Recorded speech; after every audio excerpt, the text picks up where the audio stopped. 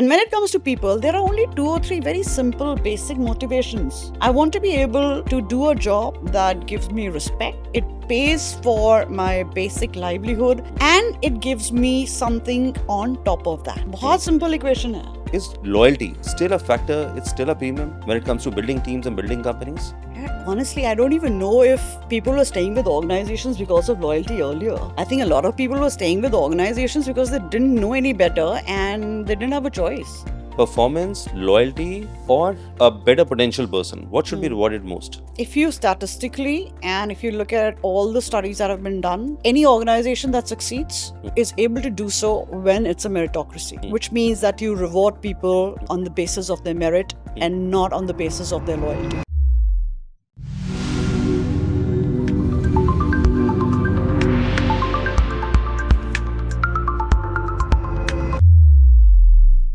Hi, Raki.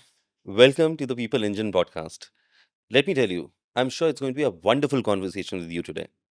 Let me introduce Raki today to you. Raki has 28 years of stellar experience. She has multi-hatted business, regional, and human resource roles for a very long time, almost 17 years, still there, going strong at AD Garni. Raki, you have got a wonderful experience with the wide spectrum of work that you have done. Genuinely, when we were thinking about the conversation with you today, there could have been so many topics to talk about. They could be leadership, there could be women leadership, there could be policies. But we just thought that, there's something which is very important for the industry today. And I'm talking about the corporate setup, I'm talking about employer, employee. There's a common problem, which I'm sure we have realized, you would have realized too. And that is logo को, I'm talking about employees. लोगों को company में लंबा कैसे टिकाएं? And of course, every problem has two sides to it. Let's explore both the sides today, from employee standpoint and employer standpoint. So, welcome to the show, Raki. Thank you so much, Rajan. It's a pleasure to be here, and I'm really looking forward to the conversation today. So, the question you've raised is very pertinent, and I think for most of us in the industry, a significant chunk of our time really goes into trying to solve this whole people issue around. And now that I have the good people that I wanted, how do I retain them? And matlab, टिकाएं कैसे, the way you're saying it, right? Right. Well, my first thought is जो लोग टिकना चाहते हैं उन पे मेहनत करें, जो नहीं टिकना चाहते उनको प्लीज जाने दें. It's a waste of your time and energy. So I think that's the first thing that organizations really need to identify. Who are the people that they want to invest in and who are the people that they want to retain and engage with. And when you're clear that this is a set of people that I want to build, these are my future leaders, I think that's where the thinking needs to come in terms of how do I create career? How do I create an organization that these people are willing to work with, where they bring their best self to work, which they find engaging and they find enjoyable. Right. The one thing that I've realized over the last couple of years, especially, and a lot of people talk about, Gen Z, millennials. I honestly don't like these titles. I think we've, just kind of talked about it and thrashed them to death. It's just very unnecessary. And I think anyone you call a millennium or you call a Gen Z, I think it somehow just puts up, a perception. barrier, a A perception. perception. And I see the younger generation getting extremely irritated by being typecasted. The whole concept of ye nasal hi kharab hai. How many comedians have made their money Reads out on of, it. The shows on tracking? it. Yeah, completely, all the time, right? Taking a, uh, uh, stabbing literally, the younger generation. But I think what is important for most organizations to understand and for people who are hiring them to understand is that this is a generation that has been brought up to question the set paradigms. They've been brought up to, look at different opportunities and options. And it's generation like ours and the ones before us who've actually brought up this generation, right? Right. So it's not like they suddenly popped up from somewhere. They're really our kids at the end of the day. And we are the ones who've actually told them, listen, question everything, ask more questions, decide what you want. So when you और उसके बाद हम uncomfortable हो गए. Exactly Yeah. तो अब अपने बच्चों को बोलेंगे बेटा रेस्टोरेंट जाओ और मेन्यू पकड़ो, तुम डिसाइड करो कि तुम क्या खाना चाहते हो. और वो बच्चा बोलता है मुझे पिज़्ज़ा खाना है, फिर तुम कहते हो नहीं, नहीं बेटा पिज़्ज़ा तो नहीं खाना, वो तो तुम्हारे लिए अच्छा नहीं है। But the fact is that you gave a menu that had pizza as an option and now the child wants it. Mm, How can you now go back and say, no, that's not an option at all? That's something you should have taught them earlier. mm, So I think the one important thing is to remember that the generation before us was really working to make ends meet, to get Right, the food on the table, to right. get the basic Basic, necessities, to put right. kids into good schools and Mm, education. mm, For a generation like ours, and it could be a little different from your generation, Arjun, mm. because I am No, I'm your significantly age. older than you are. No, I'm your age. Our generation worked to take it to the next level, where we said, listen, I want a better lifestyle, right? So my kids will, it's not about English going school. I want my kids to go to better education, experiential learning. And the next generation is not working for any of these. They're not working for basics. They're not working for, better. They're actually working for what they want in life. Mm, They're at a very different level. mm, They want to do the work which brings value. They want to do a work where there is purpose. mm, So it's very important, if you want to retain people from the younger generation, to mm, help them understand what is the purpose of their role, mm, what is the purpose of their job, mm. how do they contribute to the larger purpose of the organization. I think that's the Right. first and the most important point, which is Mm, clarity of purpose, right? mm, Unlike our generations and the generations earlier, where you went in and you say, oh, I have to make a career, I have mm, to, pay mhm, the bills, etc. mm, This is not a generation that's worrying about the bills, mm, right? Because they're sorted. mm. There is a certain financial level that they've reached. Right. They want to understand, I am spending 9 or 10 hours of my day in an organization. Mm, Money is a given. mm. My title is a given. Right. What else is this job Mm. bringing to me? So you just spoke about purpose. I think that is the driving factor. Exactly, the purpose, right? And I think the second thing is appealing to the sense of logic. I think a lot of employers think that whatever we did a couple of years back Mm, and what we're doing right now is the same thing, mm, right? I can get away with the same processes, the mm, same mm, policies, the same behavior, and employees do not have a right to question us, mm, but that's changed completely, mm. right? Do you really think that it is changing or it has changed? The thinking of the people you're employing, that has That has changed, but changed. the employers are still thinking, Mm, why should I change my thinking, right. right? And so everything comes down to the newer set of people. Mm, Oh, they have mental health issues. Oh, they get tired. Everybody wants work-life balance. हमारे time में तो work-life balance होता नहीं था. mm, हम बेटा 10-10 घंटे. Well, you know what? They are willing to work the same number of hours mm. as long as you tell them why they need to work 10 hours. Right.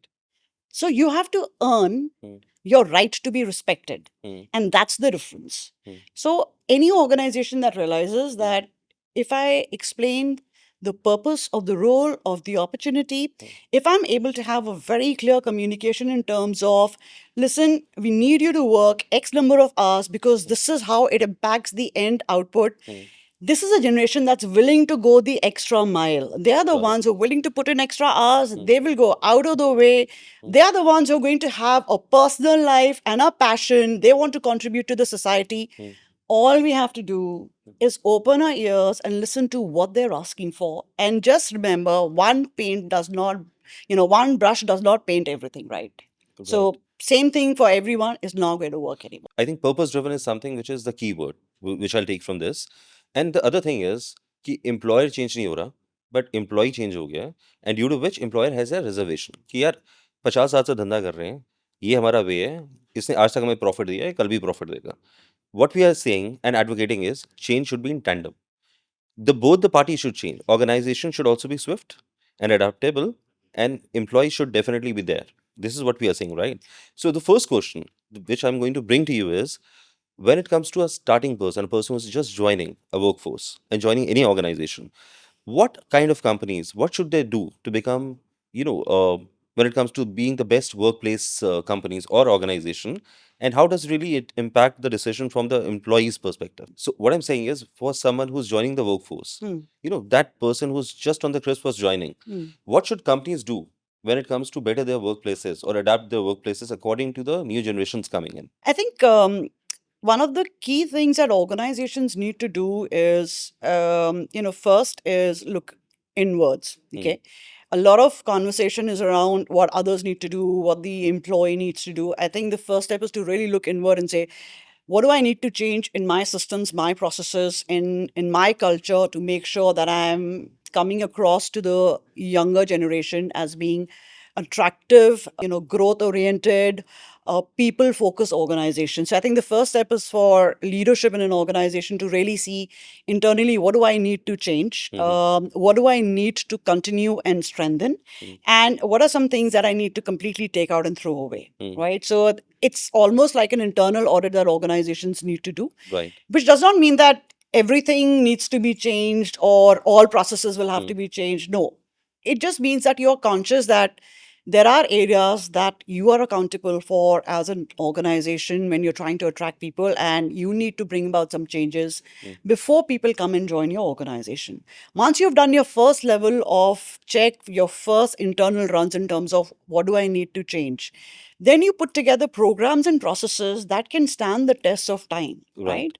Which means that if there is an economic downturn, if there is a COVID, if there is any geopolitical issue which is happening, my changes will sustain that geopolitical issue that I have, Or all the issues which comes or all up. the issues that are there, so as to ensure that the employees that I have now hired do not feel the impact of the downturn, right? And Right. a very simple example is, AI comes in and everybody is now thinking, do I need as many people, right? Of course, AI is a disruption. Nobody thought about it a couple of years Right. back. Right. But on a much smaller scale, there are disruptions that, organizations need to think through and have programs that will ensure at least the younger generation gets to have the career that they need to have to become successful middle management, successful leaders as they go forward. So I think those are two things which are very, very important. And I think the third thing is really being very conscious of the times that we are living in, right? Depending on the kind of industry you're in, you really should know what are the changes that are happening around you, right? Whether it's in the people policies. So keeping a lens on the outside as well in terms of seeing what is the motivation of the people that I'm hiring? Right. What do people find exciting now, Right. right? What can I do to make things a little easier for the younger people that I'm hiring? Right. So I think the internal lens, the industry lens, and then a complete external lens. I think if those three things come into play, you'll be able to create an organization which intuitively gets the best people to apply to you and also makes it easy for them to do well and have successful careers with you. Rocky, it's very holistic. जो आपने बोला है ना, I think it is covering the 360 degree of the expectation, the work, the sustainability. I think it's definitely mind blowing to understand this. But Rocky, I'm sure there's also a different debate I want to get you into, and that is there's a normal understanding in today's generation, not generation, but there's a mindset change which is happening that यार जल्दी जल्दी company change करेंगे ना तो growth के chances बहुत ज्यादा हैं versus stay put in an organization for a long game. And this is generally what I've seen. I'm sure you'll agree with me. First 4-5 years of the career, na, it's generally seen like that. कि जल्दी जल्दी change करो. It will help us to grow in terms of money. Is it really true? Does it really hold true? And what should organizations do? Have they adapted to it? That yes, it has become a problem statement? Is this something new that we are seeing? No, it's not.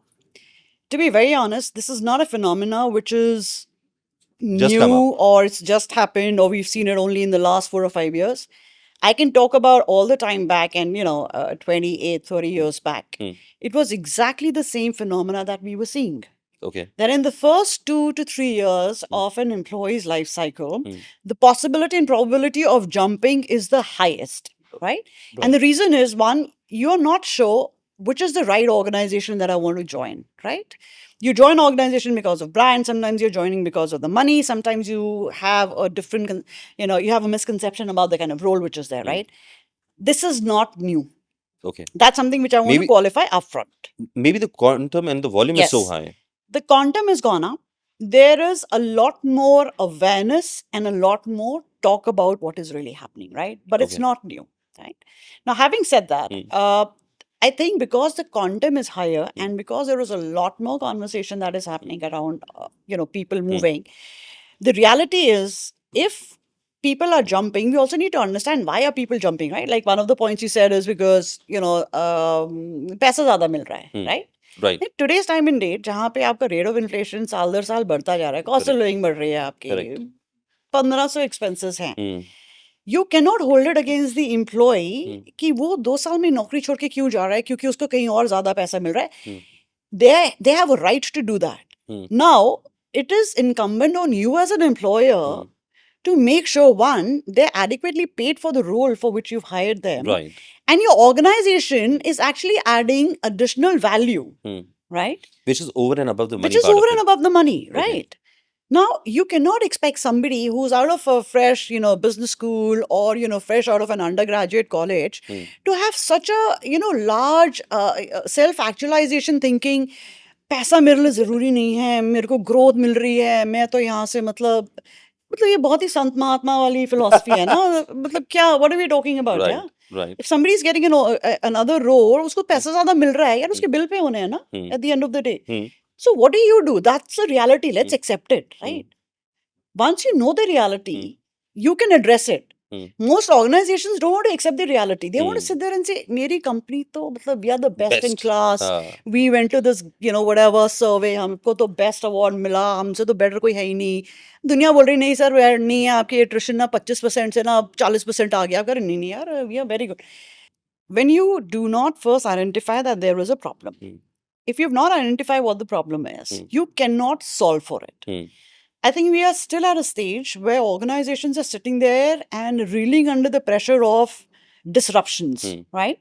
So on one side, you have disruptions that came because of, COVID coming in, which is a reality of the time. Now there is geopolitical tension. Suddenly there is AI.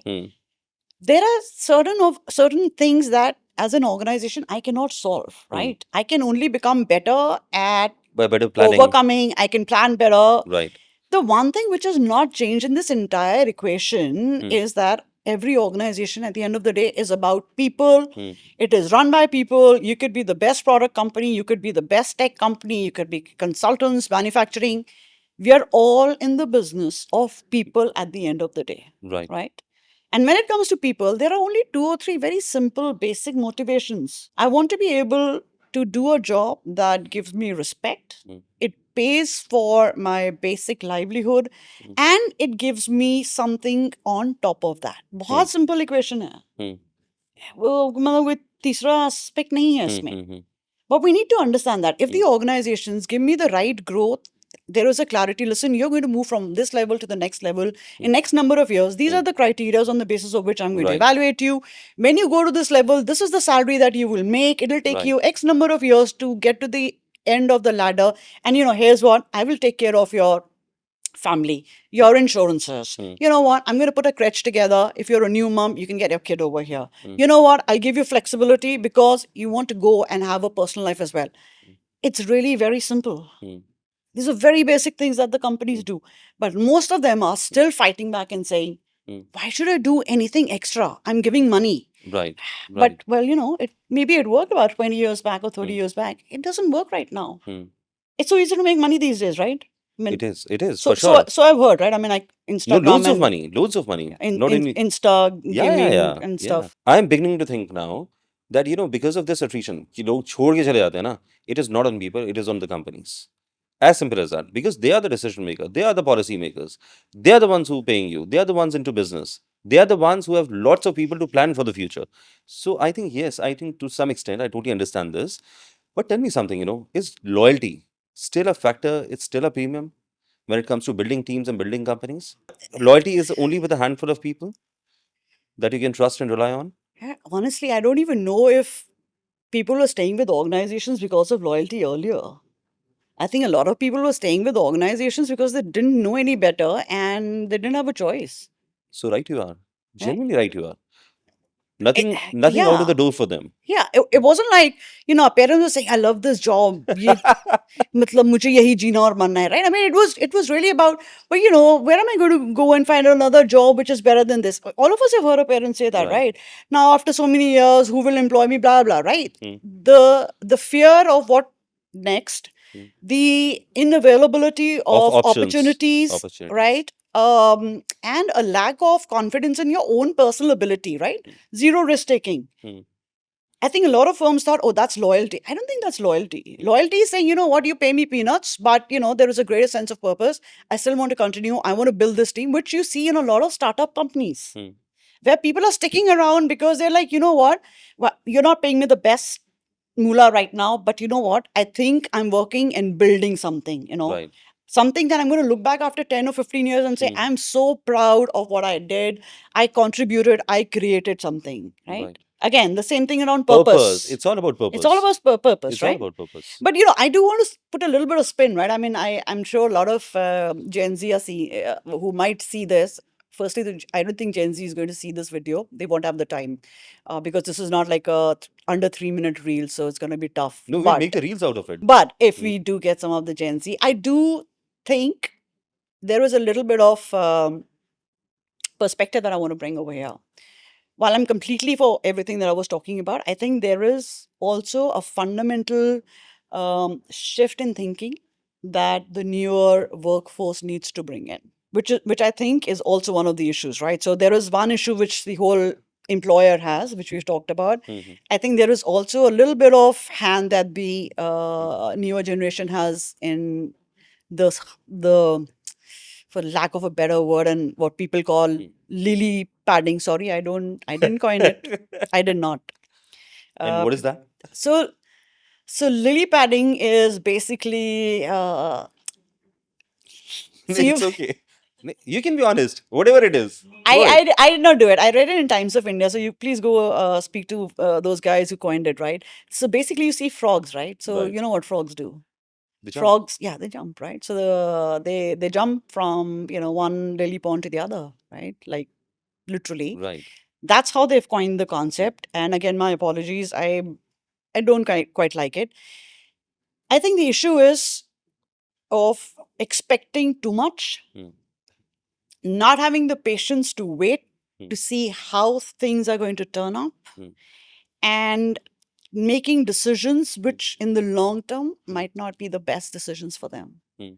And I think that's the only issue I see with the younger generation, which will become detrimental as we go forward if people don't start sitting down and putting their mind to how To they're actions. To the operating, actions. and how they're moving between organizations. Right. So I do want to put that in, that yes, it's not just a one-sided issue that the employers are all bad. I think there is a fundamental change in thinking that the newer generation also needs to kind of bring in. Mm. It's a very simple thing. You've asked for something, but you also need to have the patience to see Mm. whether that's going to come through, whether the organizations are going to be able to bring it, your way, Mm. and also to understand that change is a constant, but change does not happen overnight, Right. right? Change always happens in steps. Mm. So for organizations to really get to a point where they are completely open to new change, to being more flexible, to being open to the new generation's ideas and ways of Mm. working, there is a little bit of time till they get to a point where Mm. everything works the way they want. Right. So the patience which is missing, that really needs to come in now. So purpose they have, patience they need. This is what we're talking Yeah, about. absolutely. And if these two things combine, I think then it's going to be a great workplace for people. Absolutely. Also, Raki, as you rightly said, patience part of things. Have you heard about revenge resignations? Yeah. You have? Yeah. I might have done one myself. So Even in that yeah. time? Yeah, of course. Decades back, you've done that? Yeah, bosses are evil all the time. All bosses are evil unless they prove otherwise. Okay, good enough. When it comes to any organization, we are decoding the whole atmosphere around it. Any organization, if you talk about, it's a mix of generations. I'm not talking about Gen Z. I'm talking about the mix of generations, Yeah. right? A 55-year-old person, or 55-year-old employee, 40-year-old employee, 30, 25. The demand and ask from the life is so different True. with all the different stages, With the career that you have spanned for yourself, what kind of changes that you have seen in terms of one organization working on three different generations, taking care of those people? For example, as you rightly said, a person who's a starter, who's here from a different city, for them, it doesn't matter whether your location is A, B, or C. But a person who's into middle management, it is important for him that the location and the office is shifting regularly or not shifting. Then you talk about female colleagues of ours. Mm. For them, the crush is important. So different stages has different demands from those people. How are really organizations taking it up? In terms of, I'm not talking about the biggest of the organizations. They have resources, they have means. Raki, वो तो कर लेंगे. But एक MSME, एक छोटी company, वो कैसे deal करेगी इन प्रॉब्लम्स के साथ? देखो लॉजिक ना बड़ी या छोटी ऑर्गेनाइजेशन में हमेशा सेम ही होता है। जब तक आप अजाइल रहते हो और आप कहते हो कि यार मुझे ना अपने लोगों को रिटेन करना है हम्म, और मुझे ये समझना है कि अलग तरह के लोगों की अलग मोटिवेशन है, it'll be very easy for you, whether you are small or large, to be able to cater to people's requirements and needs, right? हर ऑर्गेनाइजेशन में कुछ पॉलिसीज और प्रोसेसेस होते हैं जो कि आपके स्टैंडर्ड पॉलिसीज और प्रोसेसेस होते हैं जो आप कहते हो कि बेस लेवल है, right? So there is a right. Base level of benefits that I need to provide to everyone, hmm, right? For example, insurance. Right? Hmm, Everybody should get a minimal level of insurance, right. right? Now, for somebody who's younger, hmm, that insurance means nothing nothing. because possibility and probability of getting unwell is fairly low, right? Right. Unless it's a critical illness. Versus somebody who's got married and is going to either have maternity or might have a spouse who would be expecting, there the value of insurance and specialization or split between insurance becomes very different versus somebody who is now 50 plus and has a very different requirement, right? Right. So I think the logic is very simple. एक base plan जो आपका होता है हर policy में process में वो same होना चाहिए, लेकिन आपको इतनी इंट्यूटिवनेस होनी चाहिए, आपको इतना सुनने की क्षमता जिसे कहते हैं, you have to be able to listen to the people that you have in your organisation to be able to understand that, you know what, I need to do something extra, right? For example, flexibility here, right? Right. Right. Which is such a small thing. Right. I can be a small organization, but if I have a workforce where I have women and I realize कि यार उनके छोटे बच्चे हैं, right? उनकी parent teacher meeting होंगे, उनके, you know, they're starting school, right? Right. They have projects that have to be done. They will have a summer break, but you know, your female employees can only take time off when their children have their summer break, right? Just facilitating those smaller changes that have a huge impact on that employee On retainership also. and retention, of course. Right. That is all you have to do. Retention we're talking about. Yeah. That is all you have to do. So one has to think about oneself, the basic things, and then put in someone else's shoe in different age brackets. And that's how you think about people, that this policy is required for this particular age bracket. This is what you're saying. Yeah, so it's a simple thing of first, please ask people what they want. Okay. My biggest peeve with But is it really possible, Rocky? It is. So that's what I was saying. My biggest pet peeve is that as an HR professional, I can say this is a lot of HR professionals and organizations sit there and they decide, you know what, this is this one umbrella benefit or one umbrella policy that I want to put through. You've not spent time understanding whether a significant chunk of people actually need that policy or not. What is the end impact that policy is going to have? Right. You've created something, but not really gone back and taken feedback from people to say, listen, is it working or not? Right. Right? Right. We put together a program, for instance, which is about medical health checkup, and we're like, oh, what a great thing. People can go get their medical checkup for themselves, their spouses, and stuff. But then, if your workforce average age is 25 years, to them that medical health checkup means nothing. It's nothing, genuinely. They really don't care. They're not in that age profile. So wrong investment, wrong policy, wrong time. Exactly, right? Okay. So if you ask your employees, listen, here is what. Is there something specific that you guys need that we can work on, right? Then you think through whether I can provide it or not, what percentage of that policy and program I can run, Right. whether it is feasible for me to do it or not. And like I said, these are very small things that you Right. do, right? Flexibility in work hours, letting people come a little late, leave a little early, right? So they miss out on the traffic. It's such a small thing, right? So thoughtful programs that are high impact. So quick wins, thoughtful, high impact. That is what firms need to focus on rather than coming up with really large programs where the impact is really low, but your investment is very high. Those programs now do not work. That's the only way you can look at different generations and, you know, same program, how it will work for different people who are looking at these programs. That's the only thing. Got it. One of my colleagues, she is looking for a chutti in the coming week or coming month because her daughter would be alone in school, you know, and probably the helpers and support staff is not going to be there. Yeah. What should I do? You should facilitate it. My colleague is sitting here. You should facilitate it for your colleague, है ना? no? Without even thinking twice. Yeah, because at the end of the day, what do you want her to do? You want her to be accountable for the work that she's doing, right? If she comes back to you and she says, listen, I will take 3 days off, but I will be available on phone, or I'll be available between this time to this time, and I can work on my stuff and I can send the stuff across to you. Would you have an issue? No. Your work is getting done. Yeah. She's getting the time off to be with her kid. Yes. So it's a win-win. I just spoke to someone before you. He was an entrepreneur in artificial intelligence. He's running a company, and he said that there is no work from office culture that they have. It's all work from home, and there's a task which is given to any team member. If they complete those tasks, not in 5 days but 3 days, there's no questions asked, and they are growing and brimming, and the work is happening really fine. So I think that control thing is not happening. Yes, the purpose, the target, the clarity, the growth. Right. I think all commonsensical things will actually make you an organization wherein people would like to work. Yeah. Is that And see, the problem starts coming in only when people start gaming the system. So this person who's supposed to do the task in 3 days now suddenly starts to think, I have 2 days to, well, start working somewhere else. Let me pick up a side gig. you're right? talking about the moonlighting? Yeah, complete moonlighting, right? Let me do a side gig. Or the quality of work that they are sharing starts to go down, Deteriorates. right?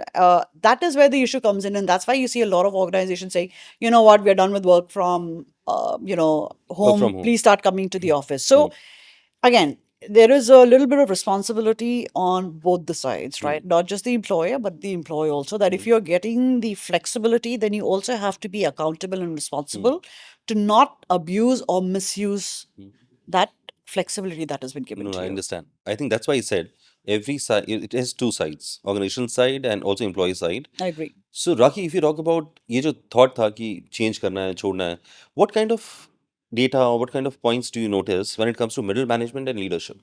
Are they also changing faster than before at a middle management level and leadership level? Is that exercise on? Because your experience is wide enough to help me to understand this. See, middle management, yes. I think the movements are a lot more than what we've seen in the past. And again, it's a function of opportunities that are available.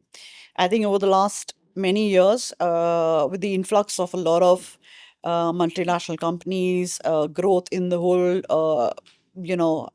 startup space, Risk-taking B2B, abilities. B2C, all kinds of entrepreneurs coming up and setting shop in India. I think the opportunities for people to grow to work across sectors has gone up, right? After a certain level, in any case, the content expertise that you bring in, it becomes, the roles become agnostic of that. You can actually have skills that are, it's like vertical, horizontal skills. If you have certain vertical skills, you can actually work across horizontals, right? So I could really be an operations person and I could work across retail, I could work across, financial services, I could work Right. across any sector, right? Right. To give you an example. Right. With the opening up of more opportunities, of course, you will see a lot more people also moving around. But again, the only caveat is it's also very industry specific. Right. You will not see movement across all industries. There are some industries where the movements are specifically higher. कहाँ पे राखी? Movement कहाँ ज़्यादा है?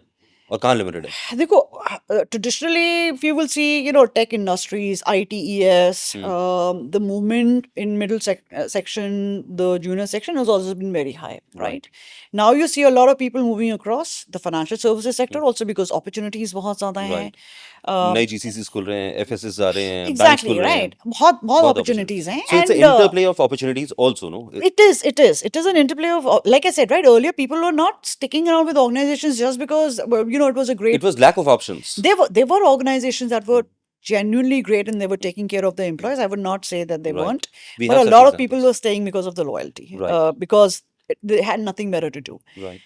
On the leadership level, I think opportunities have gone up, but I always say this, when you're at the top of the pyramid, the roles that you get and the opportunities are significantly lower.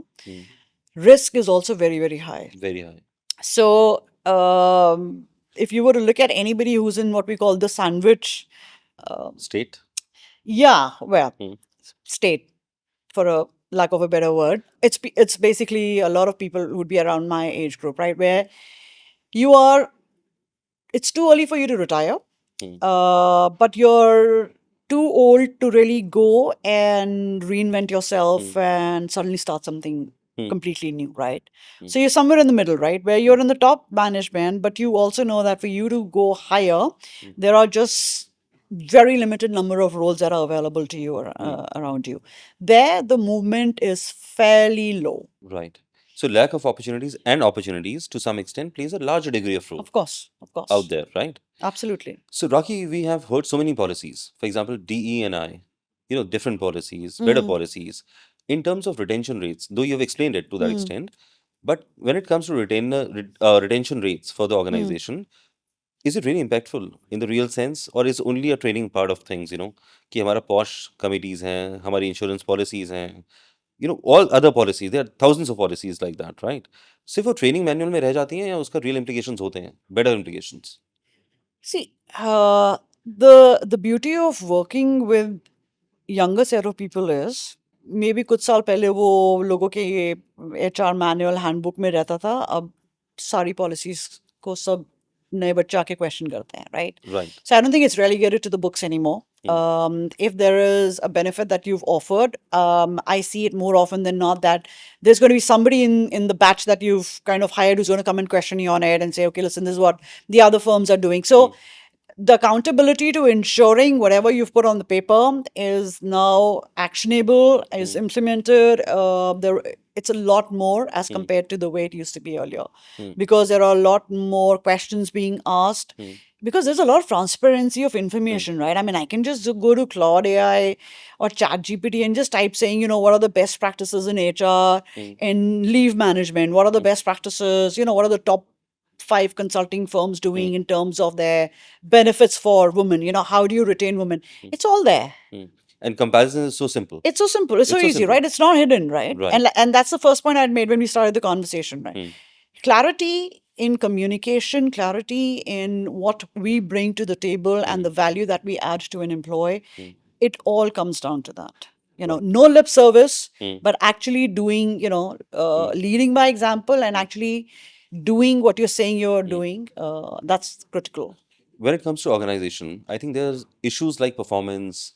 There are issues like someone is taking someone else's performance away, rating, weighting. ये सब चक्कर चलता रहता है. Organization for better suitability of people who are working with them, performance, loyalty, or a better potential person. What should be rewarded most? A loyal person should be rewarded, a performance should be rewarded, a potentially strong person should be rewarded.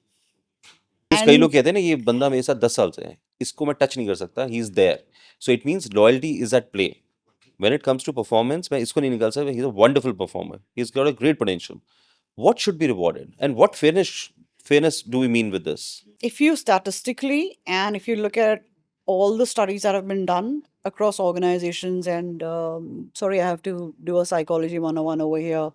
Loads of studies done by Levin Lippitt and White on this as well.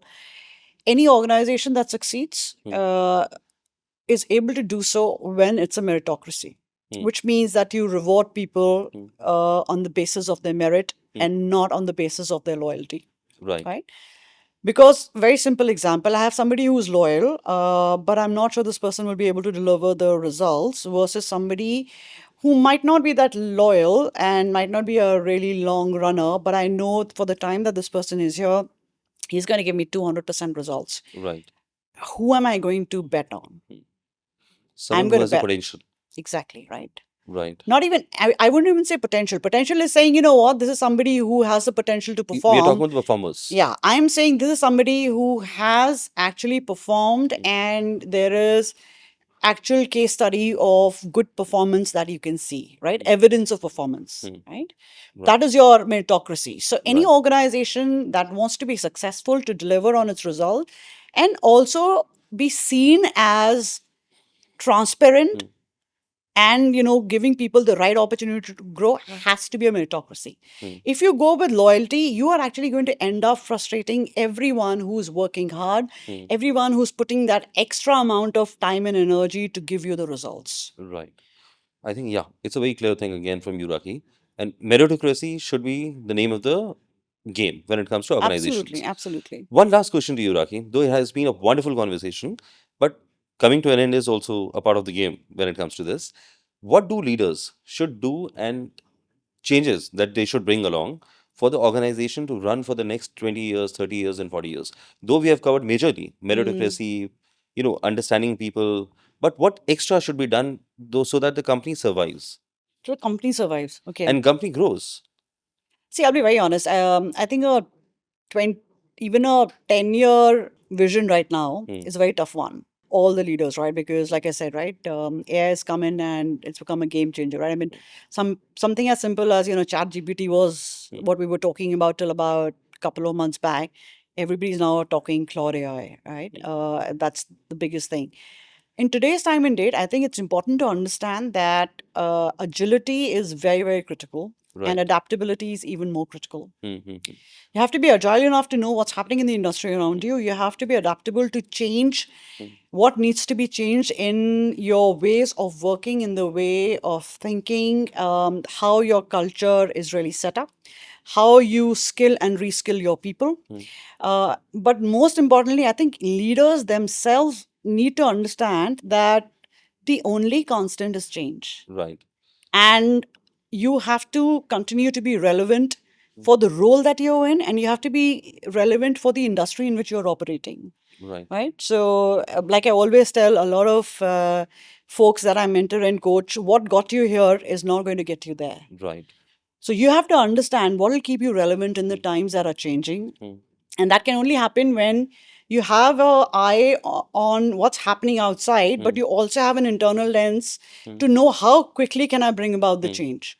Firms that were able to understand that COVID is going to be here for 4 years or 3 years, and they need to quickly change their game, were able to do it, and they stayed ahead of the curve. And the ones that were not able to do it and took longer actually struggled.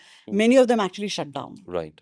So, And many mushroomed after that. yeah, exactly, right? So, turning opportunity, or how they say that, when you have a challenge, you should also be able to see that as an opportunity and then play on it. Right. So I think right now all the leaders are seeing the challenge, but therein also lies the opportunity for a lot of firms to step up and do better, and for a lot of leaders to step up and do better.